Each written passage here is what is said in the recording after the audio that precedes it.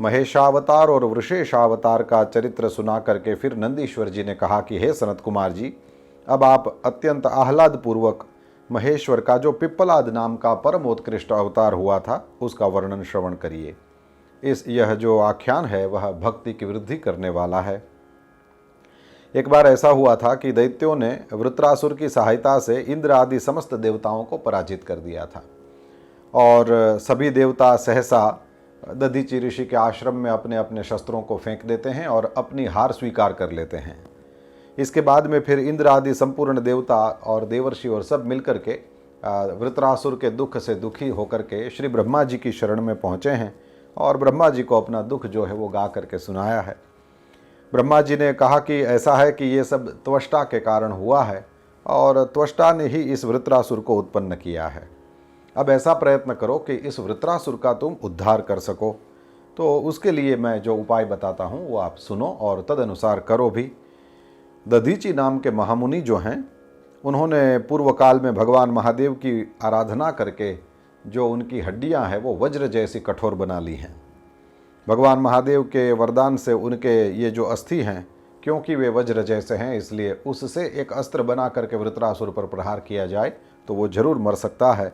इसलिए आप उनके पास जाकर के उनकी अस्थियों की याचना करो और चिंता मत करना, वे जरूर दे देंगे।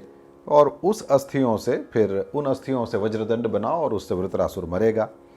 नंदीश्वर जी ने कहा कि ब्रह्मा का वचन सुनकर के देव गुरु बृहस्पति वे सभी देवताओं को साथ लेकर के दधीचि ऋषि के आश्रम पर आए हैं और दधीचि मुनि को बृहस्पति आदि सभी ने मस्तक नवाया है। और उन लोगों ने जो मन में भावना रखी है कि दधीचि ऋषि अपने अस्थियों का दान कर दे हमको, वो देवताओं को आया देख करके दधीचि ऋषि तो विद्वानों में श्रेष्ठ थे, तो तुरंत ही उनके अभिप्राय को समझ गए हैं। अब तो इंद्र महाराज जो अपने स्वार्थ साधने में बहुत दक्ष है, चतुर है, तो उन्होंने मुनि को कहा कि हे मुने, आप महान शिव भक्त हैं, दाता हैं, शरणागत रक्षक हैं।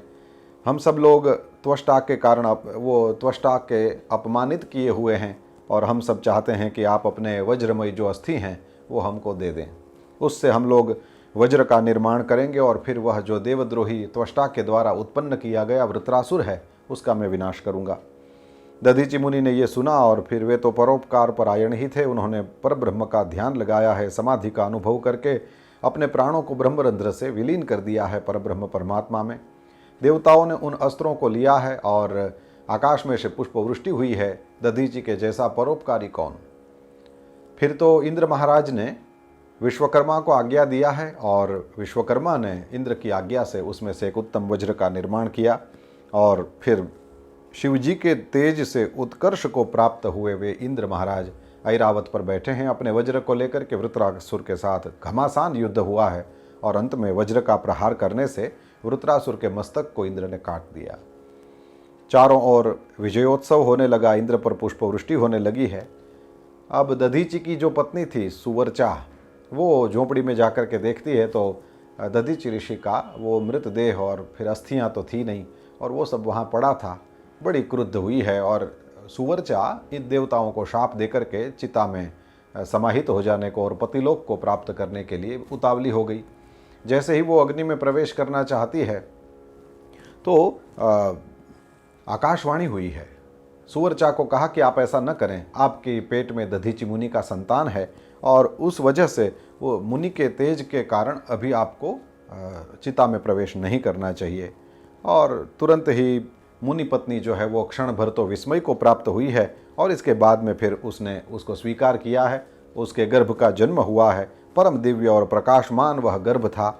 सुवर्चा ने उस दिव्य स्वरूपधारी पुत्र को देख करके मन में समझ ही लिया कि यह रुद्र का अवतार है। वह तो परम आनंद में मग्न हो गई है और शीघ्र ही उसको नमस्कार करके स्तुति करने लगी है।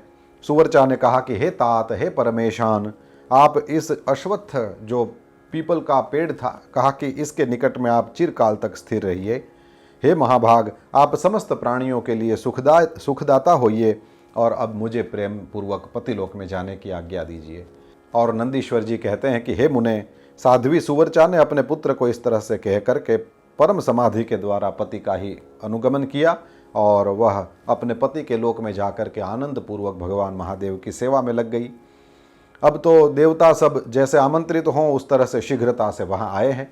प्रसन्न बुद्धि वाले ब्रह्मा जी ने उस बच्चे का नाम, जो भगवान महादेव का अवतार था और सुवर्चा और दधीची का पुत्र था, उसका नाम पिप्पलाद रखा है। पिप्पलाद उसी अश्वत्थ के नीचे लोगों के हित की कामना से चिरकाल तक तपस्या में प्रवृत्त हो गए। इस तरह से बहुत समय बीत गया है और उसके बाद में फिर पिप्पलाद ने राजा अनरण्य था, उसकी कन्या पद्मा के साथ विवाह किया है। 10 पुत्र उत्पन्न हुए हैं जो अपने पिता की तरह ही सभी के सभी महात्मा थे और उग्र तपस्या करने वाले थे। उन कृपालु पिप्पलाद ने जगत में जो शनैश्चर की पीड़ा, जिसका निवारण करना सभी लोगों की शक्ति से बाहर ही था, देख करके लोगों को वरदान दिया है कि जन्म से लेकर के 16 वर्ष की आयु तक मनुष्यों को और शिव भक्तों को शनि ग्रह की जो पीड़ा है वह नहीं होगी।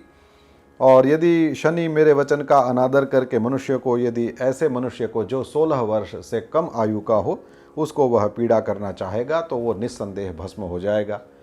तो नंदीश्वर ने कहा कि इस प्रकार लीला से मनुष्य रूप धारण करने वाले पिप्पलाद का उत्तम चरित्र मैंने आपको सुनाया। यह संपूर्ण कामनाओं को पूरी करने वाला है। शनैश्चर की पीड़ा किसी को होती है तो उसको यह पिप्पलाद का चरित्र सुनना चाहिए, उससे शनैश्चर की पीड़ा जो है वह कम हो जाती है या नहीं रहती है। शिव पुराण में लिखा है कि 3 लोग ऐसे हुए जिनका स्मरण मात्र करने से शनि ग्रह पीड़ा नहीं देते हैं। गाधी, कौशिक और महामुनि पिप्पलाद, इन तीनों का स्मरण करने से शनैश्चर जनित जो पीड़ा होती है वह शांत हो जाती है। यहाँ पर श्लोक भी दिया है, गाधीश्च कौशिकश्चैव पिप्पलादो महामुनिः शनैश्चर कृतां पीडां नाशयन्ति स्मृतास्त्रयः। स्मृताः यानी इनको यदि याद किया जाए तो ये त्रयः, ये तीनों शनैश्चर कृतां पीडां नाशयन्ति, तो ये तीनों ही उनको याद किया जाए तो ये शनैश्चर से जो पीड़ा होती है उसको शांत कर देते हैं, नाश कर देते हैं। तो 3 हैं, गाधी आप जानते हैं विश्वामित्र के पिताजी, और कौशिकः यानी विश्वामित्र स्वयं, और ये हैं जो पिप्पलाद तीसरे मुनि, ये 3। तो गाधीश्च कौशिकश्चैव पिप्पलादो महामुनि, इन तीनों का स्मरण करना चाहिए और शनैश्चर जनित जो पीड़ा है उसका विनाश हो जाएगा।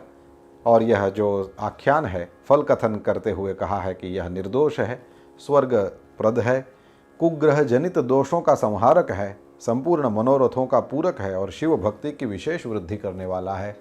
तो भगवान महादेव ने हर विषय में अपना कुछ न कुछ आशीर्वाद सबको दिया हुआ है। तो ये ग्रह पीड़ा में भी पिप्पलाद अवतार लेकर के आए और फिर उन्होंने शनि ग्रह को ये कह दिया कि अब जन्म से लेकर के 16 वर्ष की आयु तक वालों को तुम पीड़ा नहीं करोगे।